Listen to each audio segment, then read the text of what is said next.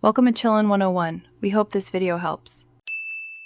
In this video, I will explain how to put a division line in Word. Adding a horizontal line can effectively separate sections of your document, improving readability and organization. We'll explore several straightforward methods, from simple keyboard tricks to more advanced formatting options. You'll learn how to quickly insert different line styles and then customize them to perfectly match your document's aesthetic. Let's dive in and make your documents look polished and professional. One of the fastest ways to insert a division line is by using keyboard shortcuts. Simply type 3 specific characters and then press Enter. For example, 3 hyphens will give you a thin, single line. If you need a dotted line, type 3 asterisks.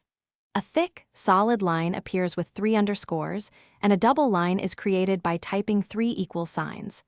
These shortcuts are incredibly efficient for quick formatting.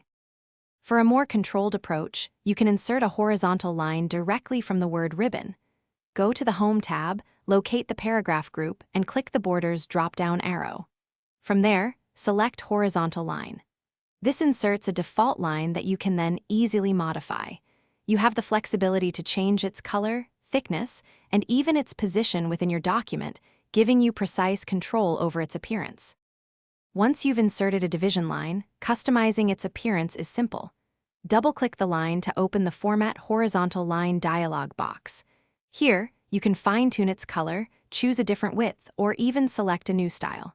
You can also adjust its alignment, such as centering it or aligning it to the left or right.